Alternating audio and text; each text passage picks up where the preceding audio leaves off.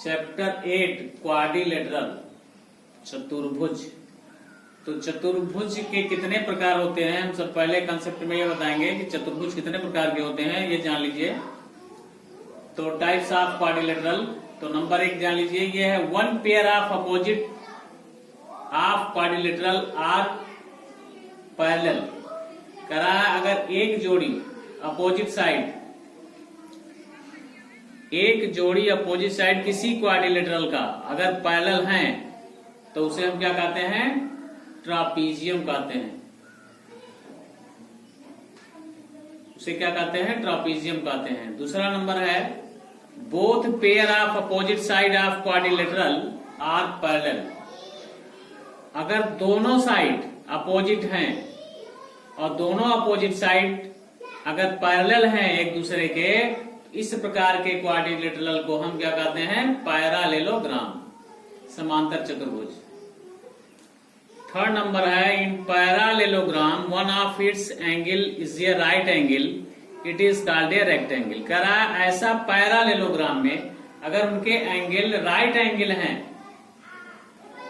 तो उसको हम क्या कहेंगे, उस क्वाड्रिलेटरल को हम कहेंगे रेक्टेंगल कहेंगे।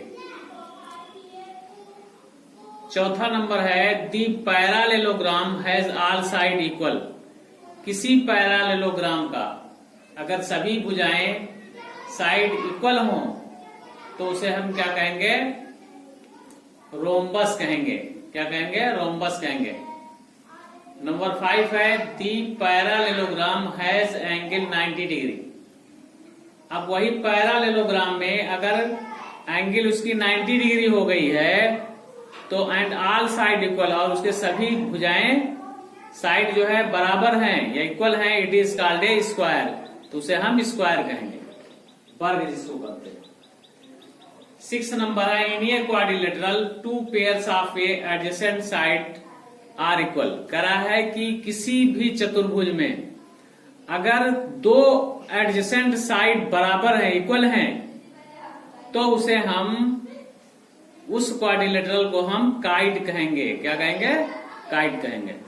तो सम कंसेप्ट ऑफ क्वाड्रिलेटरल, ये अगला हेडिंग हमारा है कि क्वाड्रिलेटरल के बारे में हमें जानना जरूरी है, कुछ जानकारी होना जरूरी है। नंबर 1 क्या है कि sum of the angle of the quadrilateral is 360 degree.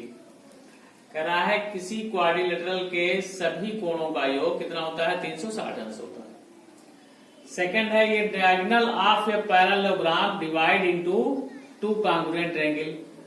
कह रहा है कि पैरालेलोग्राम, किसी पैरालेलोग्राम के डायगोनल को अगर हम खींचे तो वो दो कॉन्ग्रुएंट ट्रायंगल में डिवाइड हो जाता है। तीसरा नंबर है, ये तीसरा कंसेप्ट है इन ये पैरालेलोग्राम, यानी एक पैरालेलोग्राम में क्या क्या जरूरी है। पैरालेलोग्राम में हमें जरूरी है कि अपोजिट साइड आर इक्वल होना चाहिए। क्या होना चाहिए, opposite side, opposite side are equal. यानी किसी पैरालेलोग्राम में अपोजिट साइड इक्वल होना चाहिए। और इसके बाद सेकंड क्या है, सेकंड हमारा होगा अपोजिट एंगल भी इक्वल होना चाहिए। अपोजिट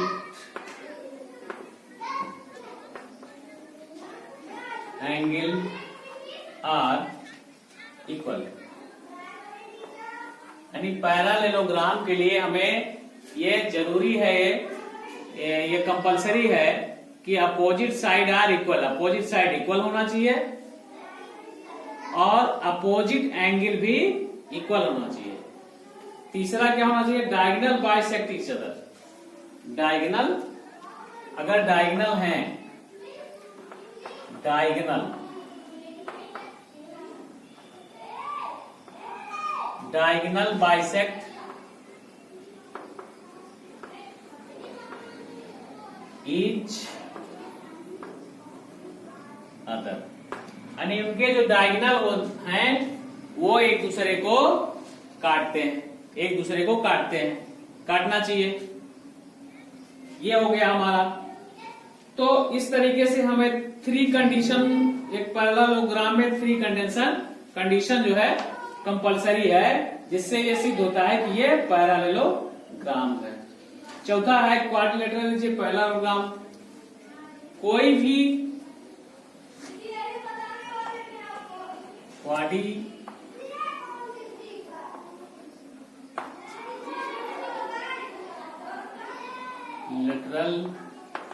is a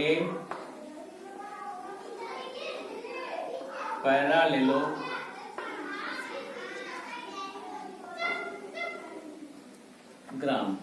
कोई क्वाड्रिलेटरल पैरालेलोग्राम कब होगा? जब अपोजिट साइड आर इक्वल होंगे। कोई भी क्वाड्रिलेटरल पैरालेलोग्राम कब होगा? जब अपोजिट साइड क्या होंगे? इक्वल होंगे। अपोजिट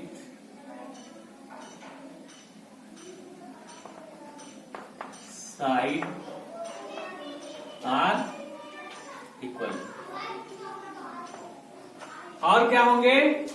अब इसके पहले बताया गया है अपोजिट एंगल आर इक्वल, और उसके अपोजिट एंगल क्या होंगे? इक्वल होंगे।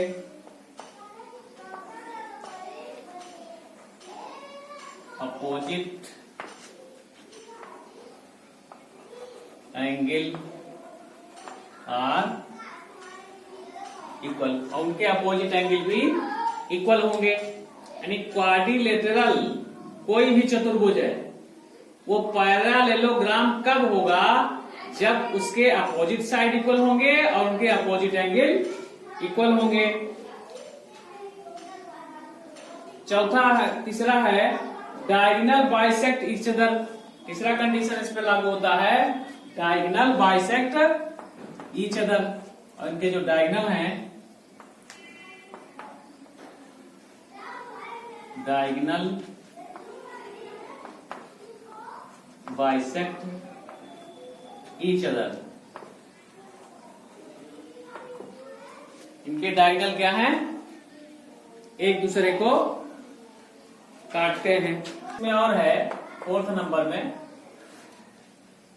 कि ये opposite side pair of opposite side,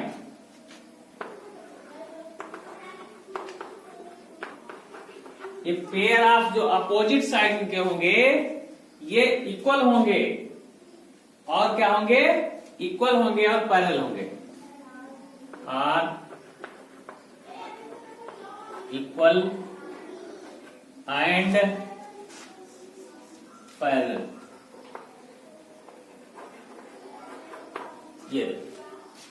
ये कंडीशन हो गए हमारे। ये क्वाड्रिलेटरल को पैरेलल कब होता है, ये हमारे 4 कंडीशन लागू क्लियर करते हैं। इसके बाद अगला कंडीशन होगा, ये diagonal.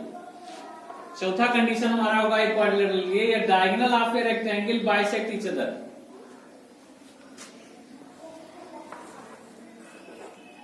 A diagonal of A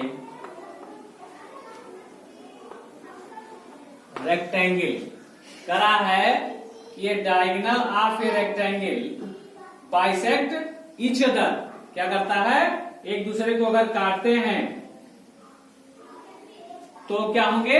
equal होंगे। Diagonal of a rectangle bisect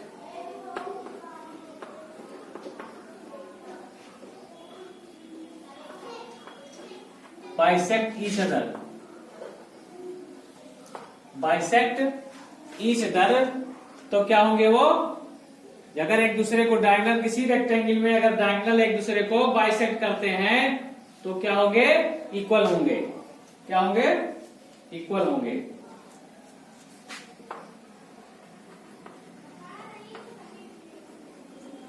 and are equal. क्या होंगे? और इक्वल होंगे। अगला कंडीशन हमारा लागू होता है, डायगोनल ऑफ ए रोम्बस। अब डायगोनल की चर्चा हो रही है यहाँ पे। डायगोनल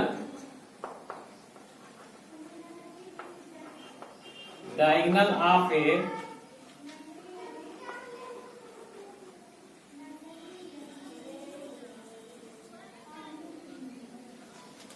करा है diagonal of a rhombus RHOM,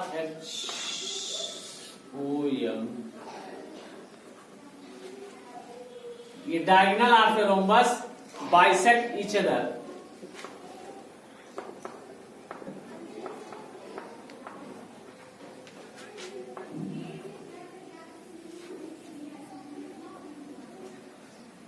करा है कि डायगोनल ऑफ ए रोम्बस अगर ये बाइसेक्ट ईच अदर, अगर एक दूसरे को काटता है एट राइट एंगल, किस पे काटते हैं?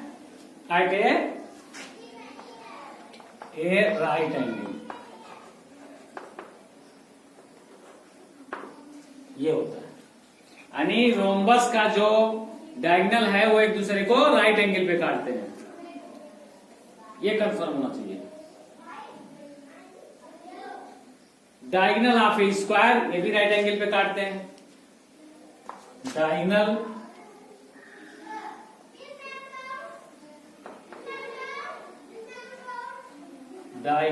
Of A square bisect each other